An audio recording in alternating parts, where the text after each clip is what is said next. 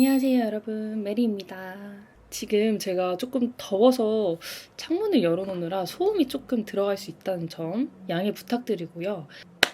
오늘 영상은 많은 분들이 저희 일본 여행 영상에 질문 남겨주시기도 했고, 주변 지인분들도 일본 여행 가실 때 저한테 정보들을 물어보시는 경우가 많았어서 저의 일본 여행 경험을 바탕으로 여러분들에게 일본 여행의 1부터 100까지 알려드리는 본격 일본 여행 준비 영상입니다. 드디어 가지고 왔어요. 사실 일본 여행 영상에서 이런 팁들을 좀 풀고 싶었는데, 여행할 때에는 좀 여행에 집중하기도 하고 브이로그를 찍고 있기도 하고, 그리고 그거를 막 자막으로 한두 줄로 처리하기에는 조금 무리인감이 없지 않아 있어서 아예 따로 영상을 만들기로 결정을 했고요. 저의 영상을 처음 보시는 분들을 위해서 저의 경력을 말씀드리자면, 저는 일단 도쿄는 15번 여행으로 다녀왔고요. 다른 일본 지역까지 합치면 20번 이상 일본 여행을 다녀왔습니다. 아무래도 제가 도쿄 위주로 여행을 많이 가다 보니까 좀 도쿄를 중점으로 설명드릴 수밖에 없다는 점 미리 양해 부탁드리고요. 그래도 순서는 일본 여행 시에 필요한 과정들을 먼저 말씀드리고, 그 다음에 도쿄 여행 시에 필요한 꿀팁을 담아보도록 하겠습니다. 그럼 이제 본격적으로 시작을 해볼까요? 가시죠! 일단 여러분들이 일본 여행을 계획하실 때 가장 먼저 생각하시는 부분이 어떤 지역을 갈 것이고 며칠을 갈 거냐인데요. 한국 분들이 가장 많이 가시는 주요 도시들을 위주로 설명을 좀 드리고, 도시별로 몇 박 며칠을 가는 게 좋은지도 추천을 드리도록 할게요. 제일 먼저 도쿄는 잘 아시는 것처럼 일본의 수도이고 서울과 비슷한 면이 많은 도시입니다. 다음은 오사카가 있는데요. 오사카는 도쿄보다는 조금 더 친근한 분위기를 느끼실 수 있는 도시라고 보시면 될 것 같습니다. 그리고 오사카랑 같이 많이들 가시는 교토는요, 도쿄 이전에 오랫동안 일본의 수도였기도 해서 전통이 좀 많이 남아있는 도시고요. 후쿠오카는 한국이랑도 가깝고 앞서 소개해드린 도시들에 비해서 조금 작은 도시라고 할 수도 있을 것 같아요. 마지막으로 삿포로는 많이들 아시는 것처럼 겨울에 눈이 많이 내려서 겨울 여행의 성지인 곳입니다. 그 외에 나고야라든지 오키나와라든지 이런 지역들도 있는데요. 이런 것들도 다 포함을 해서 지역을 정하셨다면 이제 지역별로 여행 일수를 좀 고민하실 텐데요. 제가 추천드리는 여행 일수는 일단 도쿄는 3박 4일 이상을 추천을 드립니다. 사실 도쿄는 길면 길수록 저는 좋다고 생각을 해요. 그래서 최소 3박 4일에서 저는 길게는 6박 7일까지도 좋다고 생각합니다. 그리고 앞서 말씀드린 도쿄를 제외한 주요 도시들은 전부 다 3박 4일 이하로 추천을 드릴게요. 사실 도시가 엄청나게 크지 않고 좀 도쿄에 비해서 주거 지역이 많기 때문에 놀 곳들이 좀 한정적인 경우가 많아요. 이런 점들을 좀 참고하셔서 일정을 짜면 좋을 것 같고요. 만약에 오사카랑 교토랑 같이 가신다 하시면 각각 2박씩 해서 4박 5일로 일정을 짜시는 걸 추천드립니다. 그리고 어느 시즌에 가면 좋을지 고민하시는 분들도 많으실 텐데요. 일본의 1월부터 12월까지 모든 달을 다 경험해본 사람으로서 저는 개인적으로 삿포로를 제외하고는 여름 시즌 빼고 다 추천을 드립니다. 삿포로는 일단 여름에도 덥지 않아서 크게 상관이 없고요. 다른 지역들은 무조건 여름을 제외하고 다른 시즌에 가시는 걸 추천을 드릴게요. 만약에 학생이라서 방학 때만 갈 수 있다 하시면 차라리 겨울에 가시는 걸 추천을 드립니다. 그 중에서도 제가 가장 추천하는 달은 3월에서 5월, 10월에서 12월입니다. 3, 4, 5월은 봄에서 초여름 날씨라서 여행하시기에 완벽한 날씨고요. 봄 시즌이라 뭔가 다양한 행사도 많고 한정 음식 같은 것도 맛볼 수 있으시고요. 그리고 10월, 11월, 12월은 일본에서는 아직 늦여름에서 가을 날씨에 가깝기 때문에 추천드리고, 일본은 할로윈이나 크리스마스 같은 거에 진심이기 때문에 이 시즌에 가시면 아마 연말의 느낌을 확 느끼실 수 있을 거예요. 그럼 마지막으로 1월에서 12월 중에 딱 한 달만 고른다면 언제가 좋을까요? 라고 질문을 주신다면 저는 당연히 5월이라고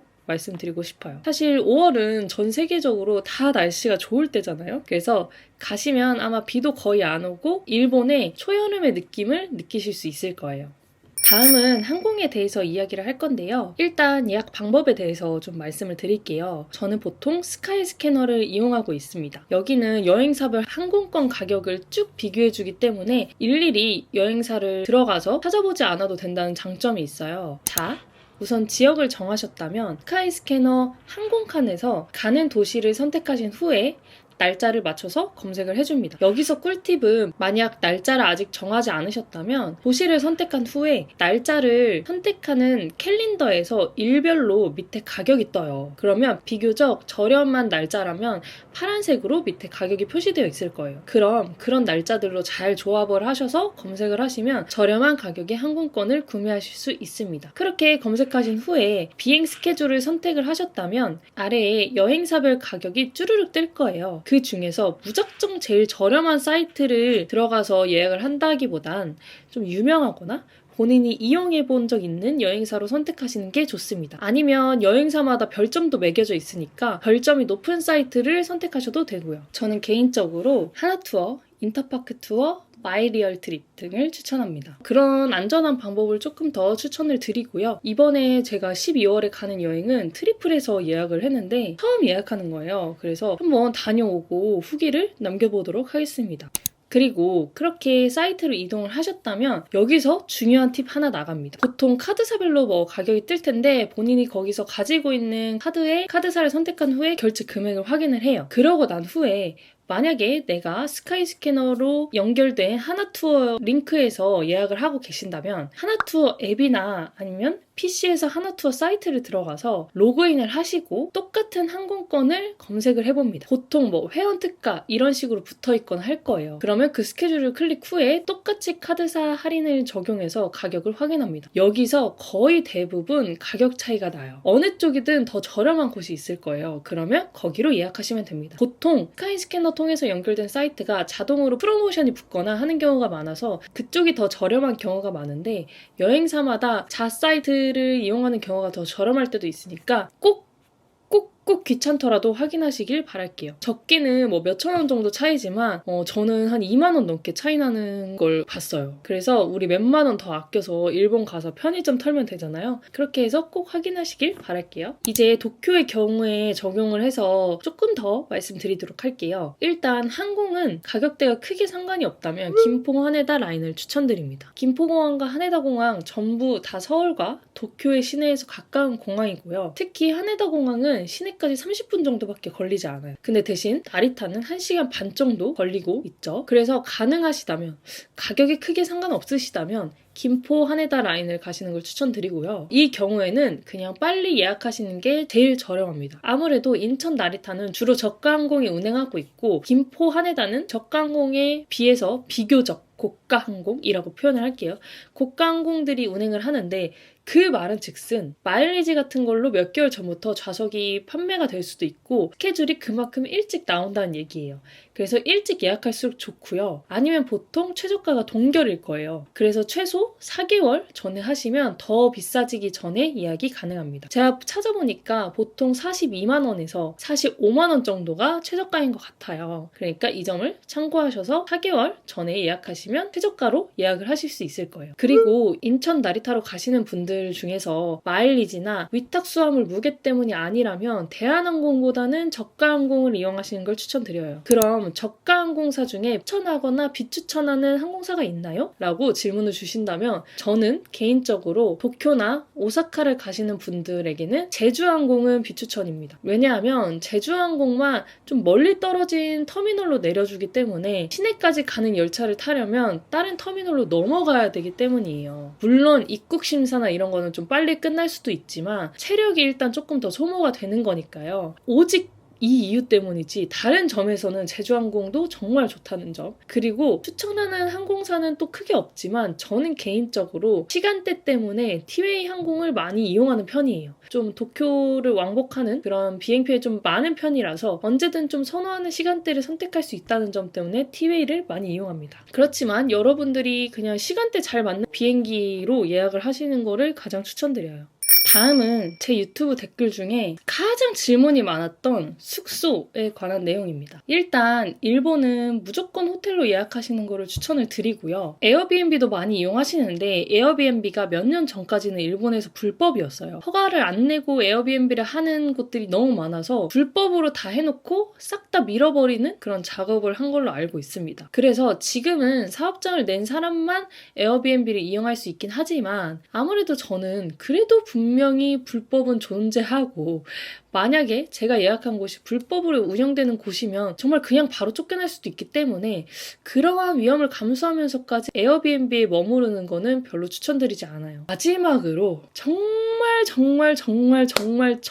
많이 물어보신 질문인데 바로 도쿄 숙소 추천입니다. 저는 대표적으로 3곳을 들고 왔고요. 전부 다 제가 머무른 적이 있는 숙소들로만 추려봤습니다. 일단 첫 번째는 호텔 빌라퐁텐 도쿄 시오도메점입니다. 여기는 시오도메역이라는 역 바로 앞에 위치해 있는데요. 시오도메역은 또 신바시랑 바로 이어져 있어요. 그래서 교통면에서 정말 좋고요. 특히 신바시역은 노선이 굉장히 많은 역이라서 어디든 손쉽게 가실 수 있어서 추천을 드립니다. 그리고 방도 꽤 넓은 편이었고요. 가격대도 착한 편이었습니다. 그래서 추천을 드릴게요. 다음은 비아인 아카사카 라는 호텔입니다. 이 호텔은 크기는 보통의 일반 호텔 정도긴 하지만 좀 빨리 예약하면 되게 저렴하게 예약을 할 수 있고요. 일단 교통편이 좋습니다. 역 3개를 두고 그 가운데에 위치한 호텔이고요. 그 역들도 다 지나가는 선이 다른 역들이에요. 그래서 이곳저곳 좀 선택하셔서 편하게 가실 수 있어서 추천을 드리고요. 만약에 꼭 이 호텔이 아니더라도 이 호텔 주변의 숙소들도 다 그러한 교통편을 갖춘 거기 때문에 주변도 한번 알아보시면 좋을 것 같아요. 마지막 3번째로는 니폰 세이넨칸 호텔입니다. 여기는 가이엔마에라는 역 부근에 위치한 호텔인데요. 일단 가이엔마에 역에서 5분에서 8분 정도 걸어야 한다는 그런 단점이 있긴 하지만 그 단점을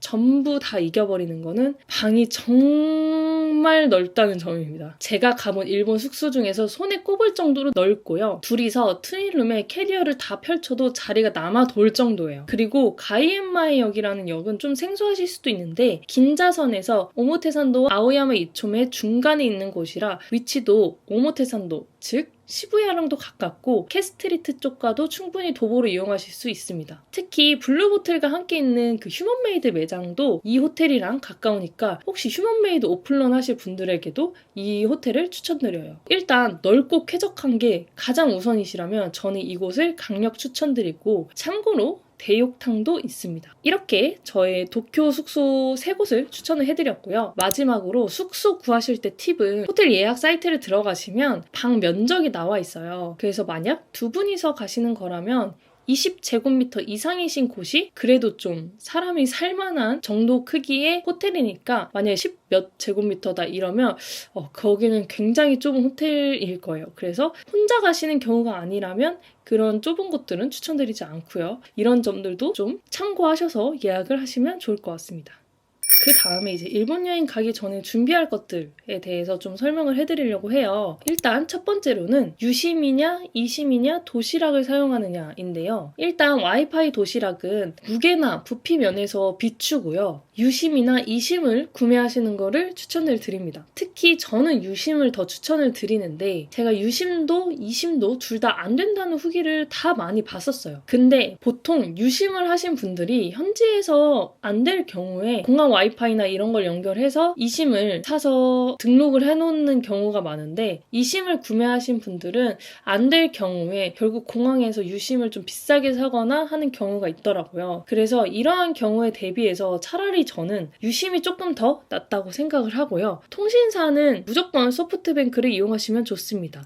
아마 일본 전 지역을 가도 소프트뱅크는 다 잘 터질 거예요. 두 번째는 비짓 재팬 웹인데요. 이건 코로나 후에 처음으로 이제 관광을 다시 시작을 했을 때 입국자들의 건강 상태라든지 이런 거를 미리 확인 후에 입국시키기 위해서 생겨난 사전 입국 심사 시스템 같은 건데요. 보통 입국 심사 때 입국 신고서에 적는 부분을 이제 인터넷으로 미리 다 입력을 하는 거라고 생각하시면 됩니다. 그러면 일본의 출입국을 관리하는 곳에서 확인 후에 QR을 제공하는데 이걸 입국 심사 시에 그냥 찍기만 하면 돼요. 전에는 코로나 때문에 최대한 대면 접촉을 피해야 해서 이게 좀 필수였어요. 근데 지금은 필수는 아니고요. 저는 개인적으로 올해 일본 여행은 귀찮아서 다 입국 신고서를 수기로 작성했어요. 예전에는 뭐 QR을 줄 서는데 입국 심사를 줄 서는데도 나누는 것도 있었지만 지금은 거의 없어졌다고 볼 수 있고요. 기다리는 것도 그래서 차이가 별로 없습니다. 저는 개인적으로 비즈재팬 웹을 매번 쓰는 게 너무 귀찮았어요. 그래서 저는 그냥 입국 신고서 작성하고 있고 QR이든 입국 신고서를 쓰든 다 빨리빨리 끝나는 편입니다. 다만 비행기 시간이 11시에서 오후 2시 사이에 도착이다 하시는 분들은 워낙 그 시간대에 도착하는 항공편이 많다 보니까 많이 밀릴 수도 있어요. 그래서 이런 분들은 좀 불안하시면 미리 해가시는 거를 추천을 드릴게요. 세 번째로는 환전에 관한 내용인데요. 저는 저번 여행부터는 현금은 아예 환전을 안 하고 트래블로그 카드에 충전해서 현지에서 출금하면서 썼습니다. 트래블 월렛은 이온 ATM기를 이용해야 되는 걸로 알고 있는데 트래블로그는 세븐일레븐 ATM기를 이용할 수 있어서 되게 쉽고 간편하게 수수료 없이 출금이 가능합니다. 그리고 은행에서 환전을 하다 보면 수수료가 붙다 보니까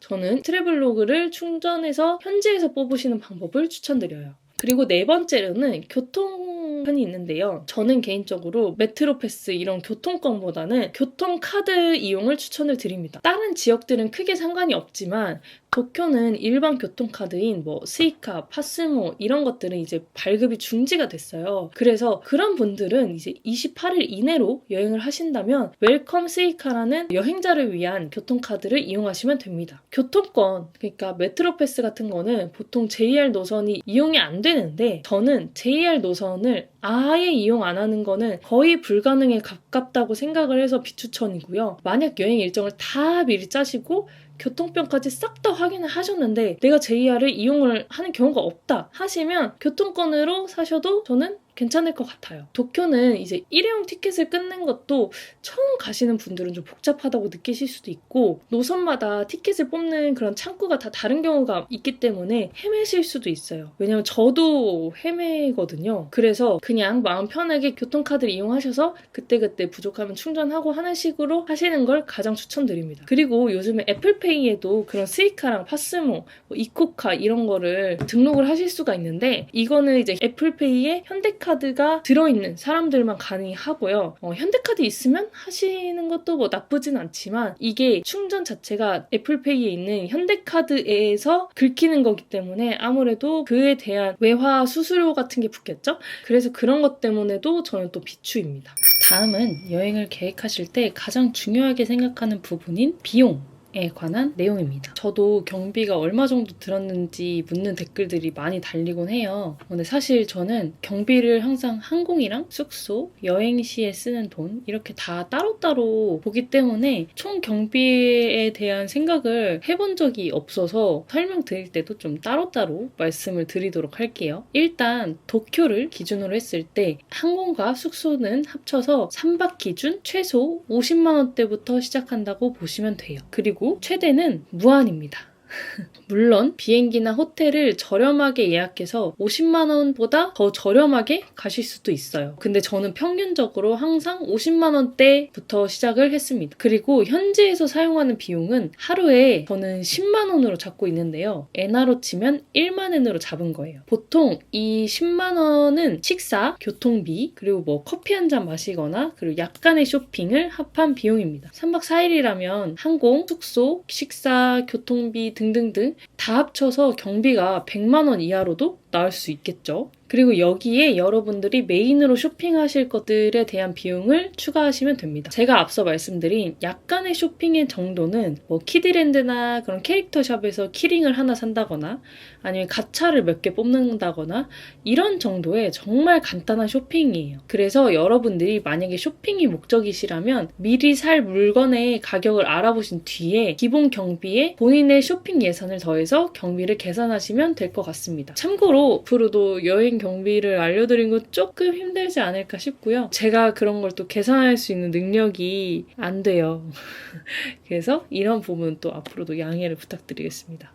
이제 다음으로는 일본 여행 시의 꿀팁을 몇 가지 알려드리려고 하는데요. 첫 번째는 동전 지갑이 있습니다. 저는 개인적으로 동전 지갑은 필요하다고 생각하긴 해요. 근데 동전만 들어갈 수 있는 크기보다는 뭔가 카드랑 일본 지폐도 들어가는 정도의 파우치 느낌의 지갑을 가져가시는 걸 추천드립니다. 저는 일본 여행을 갈 때 이 지갑만 사용을 하거든요. 이 지갑은 꼼데 가르송에서 나온 파우치 느낌의 지갑이에요. 제 손이 다 가려지는 정도의 사이즈고요. 제가 왜 이렇게 파우치 형태의 지갑을 가져가는 걸 추천을 드리냐면 일본 지폐가 우리나라 지폐보다 조금 더 커요. 그래서 현금이 많아지면 또 이렇게 두 번 접어서 넣는 것보다 또 이렇게 한 번만 접어서 다 같이 겹쳐서 놓는 경우가 많기 때문에 그래서 이렇게 넣었을 때도 들어갈 만한 사이즈의 지갑이 가장 좋습니다. 그래서 이렇게 동전 지갑 용도를 하는 그런 지갑을 챙겨가시는 걸 추천해 드릴게요. 그리고 두 번째는 여분의 가방, 뭐 보스턴백이나 이런 것들을 챙겨가시는 걸 추천을 드리고요. 보통 저는 이거를 많이 챙겨가는데요.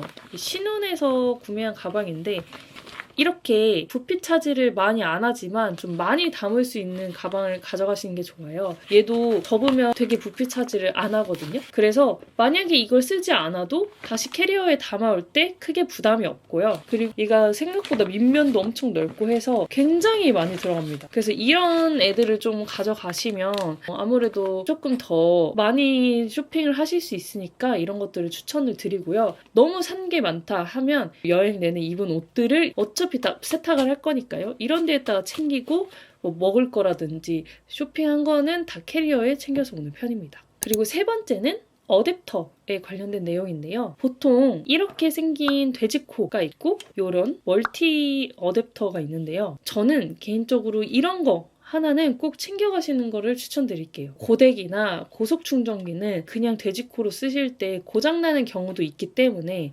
그런 것들은 또 이런 어댑터를 이용하시는 게 좋고 나머지는 뭐 편하게 돼지코 이용하셔도 될 것 같아요. 참고로 저는 일본에서 이 돼지코 때문에 고데기를 2개나 잃었습니다. 그래서 그 뒤로는 항상 이거를 사용해서 고데기를 해주고 있고요.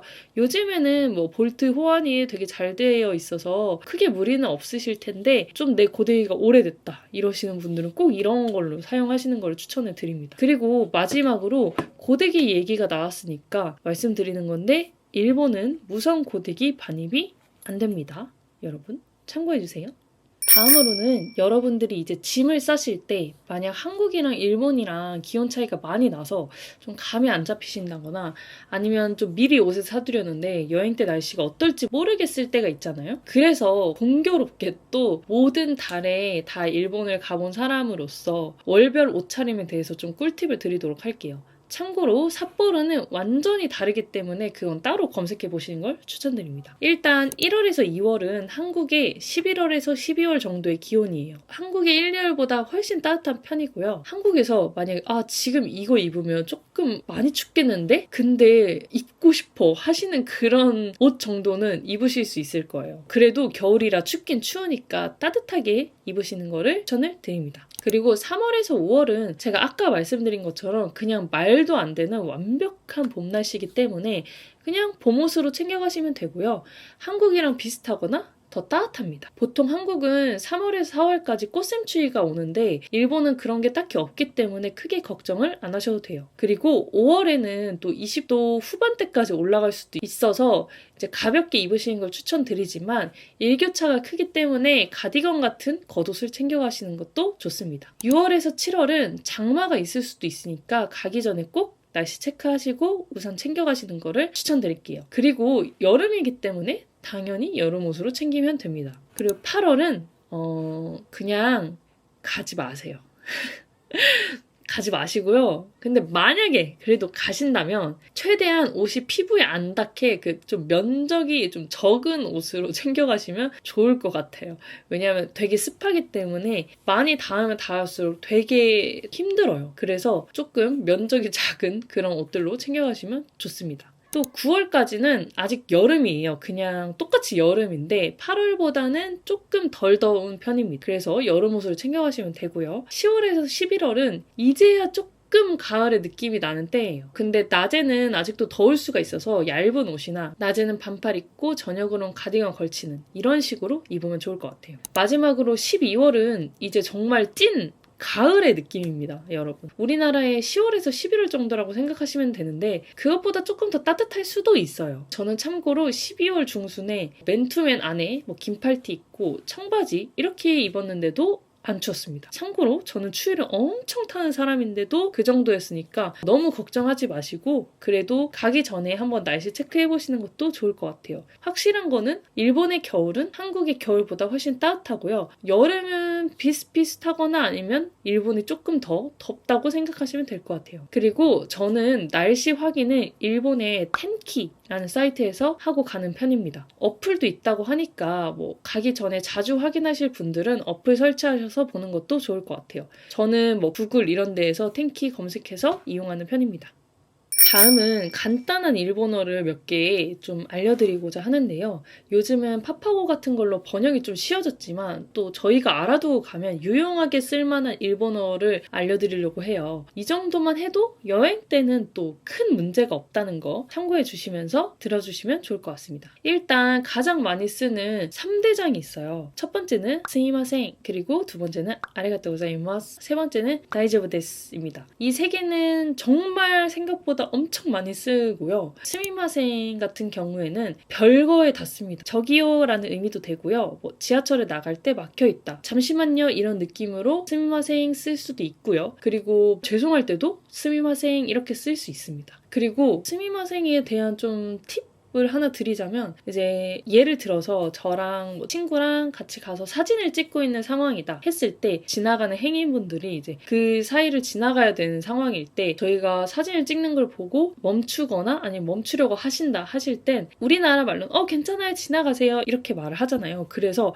다이저브 데스 라고 말하기가 쉬워요. 근데 다이저브 데스는 여기에 적합한 표현은 아니고요. 이럴 때 스미마셍 아니면 스미마셍 데시타 라고 말을 하면 됩니다. 스미마셍 데시타는 과거형이기 때문에 내가 사진 찍는 것 때문에 이분이 몇 초라도 좀 기다렸다 이러면 죄송했습니다 약간 이런 의미로 스미마셍 데시타 라고 하시면 되고요. 그래서 보통은 뭐 좀 기다려주시고 할 때 스미마셍 데시타 아리가또 고자이마스 하면 이제 죄송했어요 감사합니다 약간 이런 식으로 표현을 할 수 있다는 거. 그리고 아리가또 고자이마스 이거는 그냥 말 그대로 감사합니다 이기 때문에 뭐 그냥 정말 자연스럽게 저희가 한국에서 쓸 때처럼 하면 돼요. 그리고 다이저브 데스 이거는 정말 내가 괜찮거나 아니면 거절의 의미로 주로 씁니다. 그래서 뭐 예를 들어 누가 부딪혔는데 다이저브 데스까 하면 다이저브 데스 내가 괜찮아 라는 의미여서 다이저브 데스를 하고요. 솔직히 다이저브 데스는 좀 거절의 의미로 많이 쓰게 되는데요. 예를 들면 편의점 같은 데에서 봉투 드릴까요? 이런 식으로 말씀을 하신단 말이에요. 그러면 거기서 거절할 때 그냥 이해 하고 아니요 라고 말을 해도 되지만 거기서는 보통 다이저브 데스라고 합니다. 그러면 자연스럽게 거절의 의미가 돼요. 우리나라도 똑같죠? 담아드릴까요? 괜찮아요 하면 거절의 의미잖아요. 약간 그런 식으로 생각을 하시면 좋을 것 같아요. 그리고 그 다음으로 이제 많이 쓰는 게 오네가이시마스입니다. 오네가이시마스는 뭐 부탁드립니다 이런 의미고요. 관광객들이 쓸 때 가장 많이 쓰는 경우는 이제 주세요 할 때 많이 씁니다. 그래서 주문을 하실 때 뭐 파파고에 검색을 해보면 이거 하나 주세요 라고 번역을 하면 주세요 부분이 쿠다사이라는 말로 나와요. 근데 쿠다사이는 좀 뭐라고 설명을 하기가 조금 그렇지만 오네가이시마스가 뭔가 주문할 때 뭐 달라고 할 때 이때 조금 더 정중하고 조금 더 적합한 말이라고 생각하시면 돼요. 그래서 뭐 주문할 때 뭐뭐 오네가이시마스 하면 좋습니다. 그래서 뭐 피로 오네가이시마스 하면 뭐 맥주 주세요 이런 의미가 되는 거죠. 그리고 이제 이런 거랑 같이 주문할 때 필요한 것들을 좀 알려드릴게요. 대표적으로 지시대명사 같은 거, 그리고 개수, 그리고 마지막으로 인원수 이렇게 알려드릴게요. 지시대명사는 뭐 이거 그거, 저거가 대표적으로 있죠? 이거는 고래, 그거는 소래, 저거는 아래입니다. 보통 아래 정도는 좀 옷가게 정도에서 쓸 수 있고요. 고래 같은 거는 어디서든 쓸 수 있습니다. 근데 보통 고래를 제일 많이 사용하기도 하고 내가 만약에 그거 저거가 기억이 안 나. 직접 가서 가리키면서 이거라고 말을 할 수 있기 때문에 고래 정도는 꼭 외워두시는 거를 추천을 드릴게요. 그래서 아까 오네가이시마스랑 합치면 메뉴판에 대고 고래 오네가이시마스 하면 이거 주세요가 되는 거죠. 그러니까 이런 식으로 주문을 하시면 됩니다. 그리고 그 뒤에 이제 개수를 좀 말씀드리려고 하는데요. 개수는 하나, 둘, 셋, 넷 이런 식으로 표현법이 있고 한 개, 두 개, 세 개, 네 개 이렇게 표현법이 있어요. 그래서 보통 음식 같은 걸 주문할 때는 하나, 둘, 셋, 넷 을 많이 쓰고요. 옷이라든지 화장품이라든지 이런 거를 얘기할 때는 개수를 좀 많이 쓰는 편입니다. 근데 둘 다 상관없어요. 둘 다 어디서 써도 상관은 없습니다. 개수는 이제 하나, 둘, 셋, 넷까지만 알려드릴게요. 히토츠, 후타츠, 미츠, 요츠, 이렇게입니다. 제가 츠 발음이 그렇게 좋지는 않아서 참고로만 하시면 되시고요. 그리고 1개, 2개, 3개, 4개는 이코, 니코, 상코, 용코 이렇게입니다. 조금 더 간단한 쪽은 글자가 적은 1개, 2개, 3개, 4개이긴 하지만 막상 가시면 히토츠, 후타츠도 많이 쓰실 거예요. 인원수도 4명까지만 알려드릴 건데요. 히토리, 후타리, 산닌, 이오닌 입니다. 이렇게 사용하시면 됩니다. 그리고 은근히 많이 쓰는 일본어 2개 정도 가져와 봤는데요. 어디입니까? 어디에 있습니까? 라는 표현입니다. 어디입니까?는 정말 장소를 가리키는 거기 때문에 뭐 화장실이라든지 아니면 특정 건물이라든지 특정 가게 같은 거를 물어보실 때 도코 데스까? 라고 말하면 됩니다. 어디입니까?는 도코 데스까? 입니다. 그리고 어디에 있습니까?도 장소 를 물어보는 경우도 있지만 무언가를 찾을 때 쓰기에 유용합니다. 만약에 제가 이러한 상품을 미리 캡처 같은 걸 하고 매장에 방문을 했어요. 근데 찾아봤는데 없는 것 같아요. 그래서 직원한테 물어볼 때 핸드폰에 캡처한 이런 화면을 보여주면서 고래 도코니 아리마스까? 하면 이거 어디에 있어요? 라는 뜻이 됩니다. 그래서 장소뿐만 아니라 특정 상품을 찾을 때 사용할 수 있기 때문에 여러분들이 도코니 아리마스까?를 알아가시면 좋을 것 같아요. 그리고 옷가게에서 가장 많이 쓰는 말 중에 하나인데요. 입어봐도 될까요? 라는 말입니다. 이거를 이제 번역기에 돌리면 키테미테 모이 데스까? 라고 나오는데요. 근데 저는 거의 키테미테 모이 데스까를 써본 적이 없고요. 대부분 시차쿠 시테 모이 데스까? 라고 물어봅니다. 시차쿠라는 말이 우리나라 말로 시착 이라는 말이랑 굉장히 발음이 유사하잖아요. 같은 한자를 쓰기 때문에 유사한 건데 그러다 보니까 까먹을 일이 없어요. 시착만 기억하고 있어도 시차쿠 하나 단어만 외워가도 여러분들이 유용하게 쓰실 수 있을 거예요. 그래서 예를 들면 그 뒤에 말이 기억이 안 나. 그러면 옷을 들고 가서 직원분한테 고래 시차쿠만 하고 있어도 이거 시착 약간 이런 느낌이 되기 때문에 알아서 이제 답변을 해주실 거예요. 그러니까 여러분들 이렇게 알아가시면 좋을 것 같고요. 이렇게 간단 일본어는 여기서 마치도록 할게요.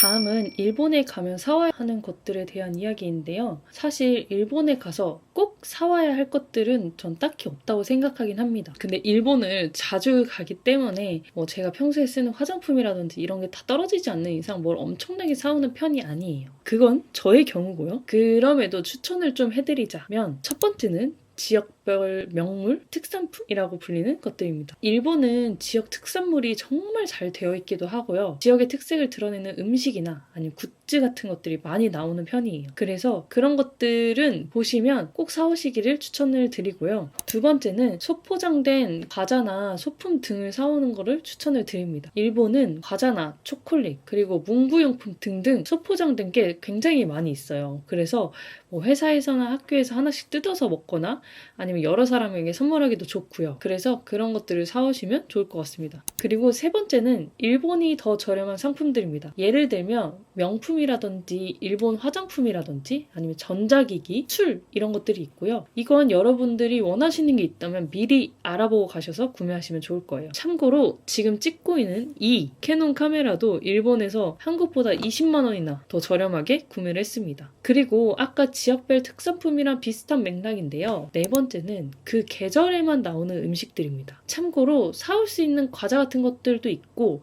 스타벅스에서 시즌 한정으로 나오는 메뉴 같은 그런 현지에서 즐길 수 있는 것들도 있으니까 색다른 것들을 즐겨보시고 좀 그 계절을 잘 느껴보시는 것도 좋을 것 같아요. 마지막으로 추천하는 것들은 손수건이나 문구용품 같은 거를 추천합니다. 손수건은 특히 워낙 다양한 브랜드에서 나오기 때문에 선물용으로도 좋고 문구용품이나 양산 같은 우산 같은 것들은 잘 아시다시피 일본이 정말 잘 만드는 것들이니까 믿고 한번 사보셔도 좋을 것 같아요. 일본 여행의 공통적인 부분은 여기까지 말씀드리도록 하고요. 이제부터는 좀 도쿄 중심의 여행 준비를 같이 해보도록 하겠습니다.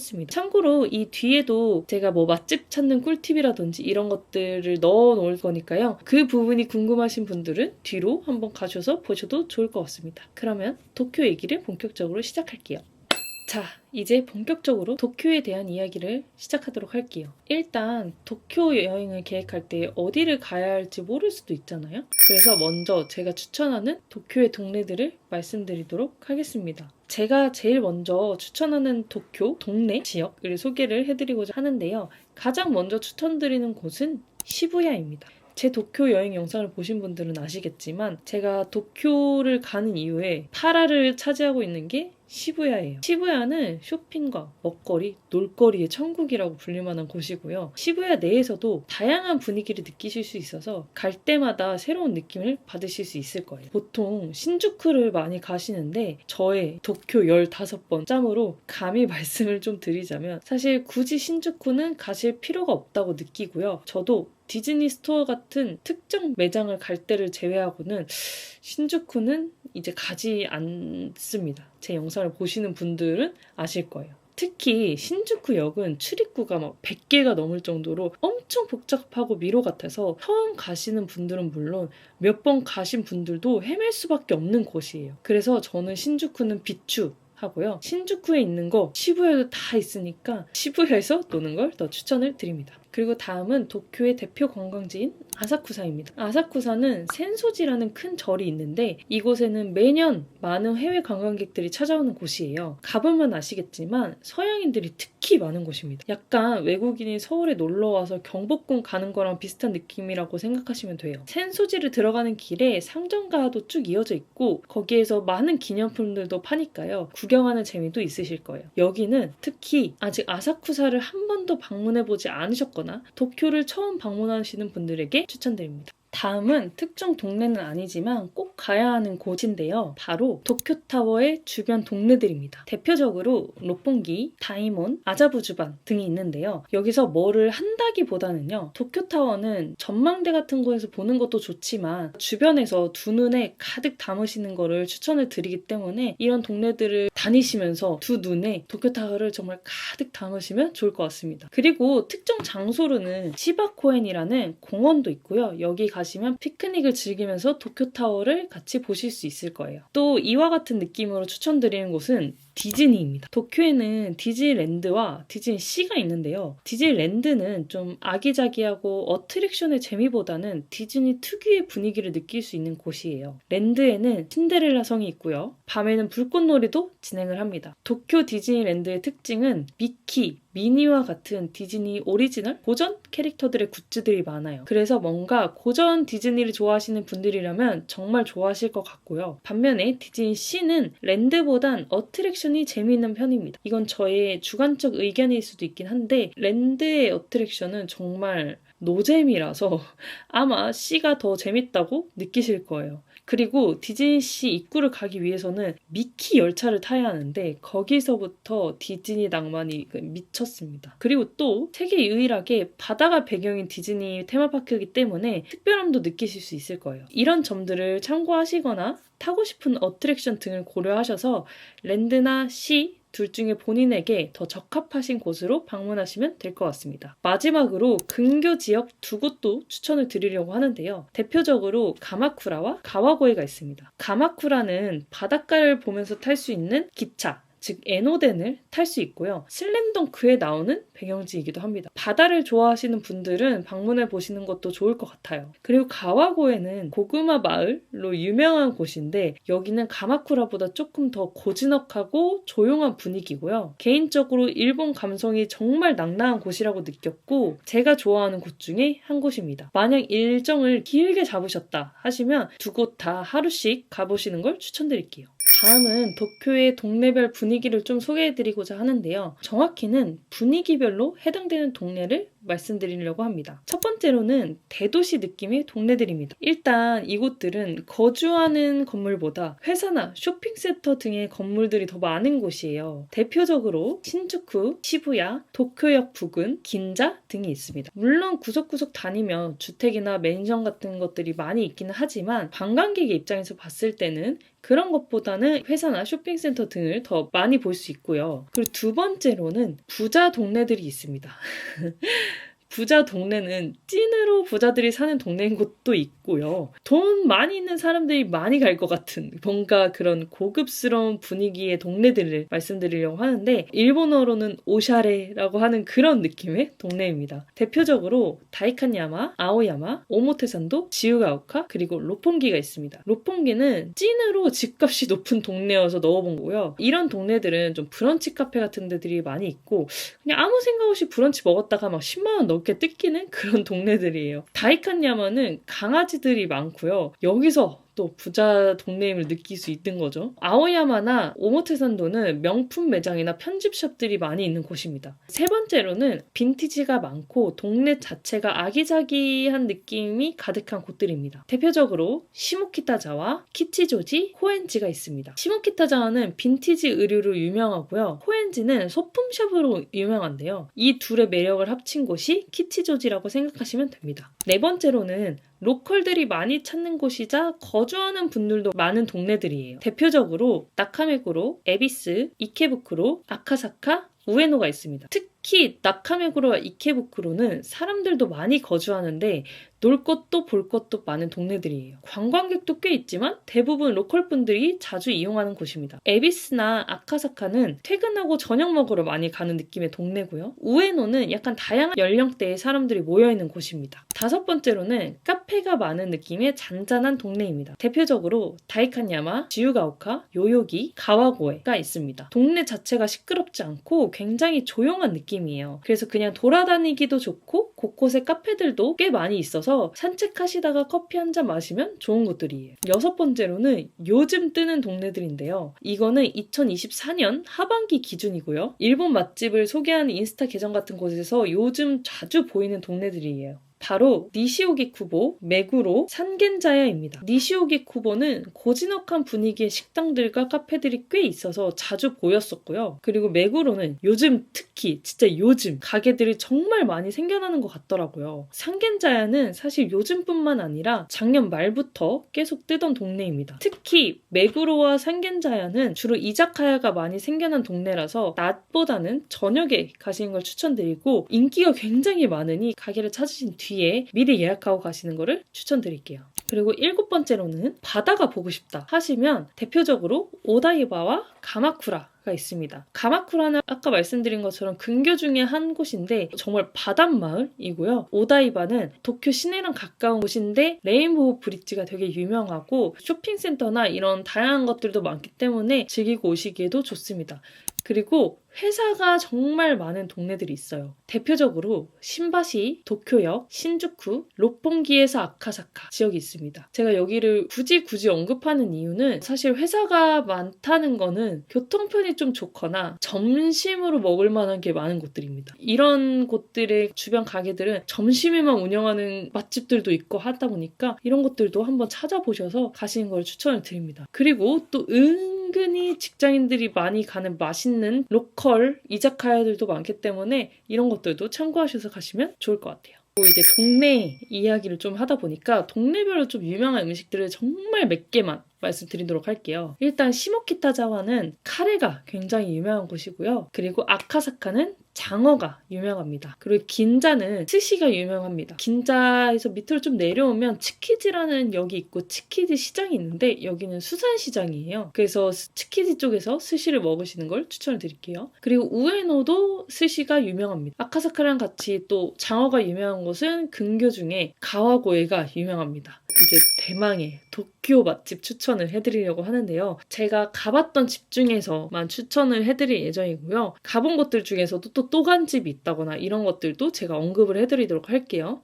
메뉴별로 가게들 좀 몇 개 언급을 하겠습니다. 일단 돈까스는 니시오기 쿠보에 있는 돈까츠 케이타, 아카사카에 있는 돈까츠 마사무네가 있습니다. 돈까츠 케이타는 인생에서 먹어본 히레카츠 중에 제일 맛있는 곳이고요. 앞으로도 여기는 뛰어넘을 데가 없다고 생각을 합니다. 대신 이곳은 무조건 예약해야만 방문할 수 있어요. 그리고 아카사카의 돈까츠 마사무네는 가성비가 굉장히 좋은 곳입니다. 웨이팅은 항상 감안하셔야 돼요. 그리고 우동은 신주쿠의 우동신과 시부야의 멘치라시라는 가게가 있습니다. 우동신은 정말 정말 유명한 곳이죠, 여러분. 우동시는 제가 코로나 전에 가보고 그 뒤로는 한 번도 가본 적이 없지만 또 간 집이고 싶지만 또 갈 수가 없는 집입니다. 웨이팅이 너무너무 많고요. 이 점을 꼭 감안하셔서 스케줄 짜시길 바라겠고, 사실 우동은 웬만하면 정말 다 맛있을 거예요. 그래서 우동 전문점을 가시면 다 만족을 하실 거지만 그 중에서 제가 추천드리는 건 저도 가장 최근에 다녀왔던 시부야에 있는 멘치라시가 있는데, 멘치라시는 사실 까르보나라 그런 우동 같은 게 한때만 엄청 유행했을 때가 있었어요. 일본 사람들한테. 그걸로 되게 유명한 곳이기도 하지만 저는 개인적으로 자루우동 같은 그런 냉우동을 먹었을 때 훨씬 맛있다고 느꼈고요. 그리고 우동 자체로만 봤을 때는 우동신에 버금간다 생각하시면 됩니다. 근데 우동신은 왜 압도적 1등이냐 하면, 저는 또 우동 가게 가면 우동은 기본적으로 다 맛있기 때문에 튀김의 상태도 굉장히 중요하게 생각하는데, 우동신은 튀김마저도 미친놈입니다. 도쿄를 난 진짜 죽어도 딱 한 번밖에 안 갈 거다. 근데 우동을 너무 먹고 싶다 하시면 기다려서라도 우동씨는 드시는 걸 추천드릴게요. 그리고 라멘은 사실 라멘은 맛집이 없어요. 그래서 제가 알려드리기가 조금 그렇기도 하고, 그리고 제가 가본 뭔가 프랜차이즈 아닌 라멘집은 많이 없기도 하고요. 그래서 일단 제가 가본 곳 중에 조금 추천드리는 곳들은 아우리 라멘이랑 오레류 시오 라멘입니다. 이 두 곳 다 프랜차이즈이기 때문에, 그래서 여러분들이 가까운데 일정에서 돌아다닐 때 맞는 곳으로 찾아가시면 좋을 것 같아요. 특히 아우리 라멘은 웨이팅이 어떤 지점에 좀 있을 수 있다는 점도 참고해 주시고요. 그리고 스시는 제가 아까 치키지, 긴자 쪽에 스시가 유명하다고 했잖아요. 그 치키지에 있는 치키지 스시다이 본관이 있는데, 여기는 이제 오마카세 형식으로 먹는 곳이지만 저희가 생각하는 그런 막 고급 오마카세 느낌보다는 저렴한 가격에 오마카세를 맛보실 수 있고요. 심지어 여름에 가도 굉장히 맛있다라고 느꼈습니다. 그리고 소바는 소바요리 미오타라는 아오야마에 있는 소바집인데요. 여기 미만 그냥 잡입니다. 가성비는 뭐 말할 것도 없고요. 소바를 잘 안 먹는 저도 여기를 굉장히 좋아할 정도로 소바가 맛있습니다. 평일에 가시면 회사원들이 굉장히 많기 때문에 웨이팅은 각오하셔야 되시고요. 오픈런을 하시거나 이런 방향으로 추천을 드릴게요. 그리고 장어덮밥. 여기서 말하는 장어덮밥은 히츠마부시가 아니라 정말 장어덮밥이고요. 지우가오카 있는 호사카야를 추천을 드립니다. 여기는 한 입 먹자마자 다 녹아버려요. 그래서 그런 장어를 좋아하신다면 호사카야 추천을 드릴게요. 그리고 카이센동 또 많이 드시는데요. 두 곳을 대표적으로 추천을 드릴게요. 시부야에 있는 카이센 토코로 무카이라는 곳과 아카사카에 있는 츠지안을 추천을 드립니다. 시부야에 있는 카이센 토코로 무카이는 저번 영상에서도 나왔는데 저는 굉장히 만족했던 것 같습니다. 그리고 츠지안은 워낙 유명하죠. 저는 개인적으로 아카사카점이 조금 웨이팅이 덜하지 않나 라는 생각이 들어서 아카사카점을 추천을 드립니다. 그리고 오코노미야끼가 있습니다. 오코노미야끼는 시모키타자와에 있는 히로키를 추천을 드립니다. 히로키는 히로시마풍의 오코노미야끼를 판매하는 곳이라서 면이 들어가는 오코노미야끼예요. 근데 저는 개인적으로 오사카풍보다 히로시마풍을 더 좋아하기 때문에 그런 거를 경험하는 것도 좋고, 가면 이제 뭐 해산물 철판볶음밥 이런 것도 팔거든요. 이런 것들도 같이 먹어보시면 좋을 것 같아요. 그리고 나폴리탄이 있어요. 그 일본식 토마토 스파게티 같은 거라고 생각을 하시면 되는데, 신바시에 있는 카페 테라스 퐁레프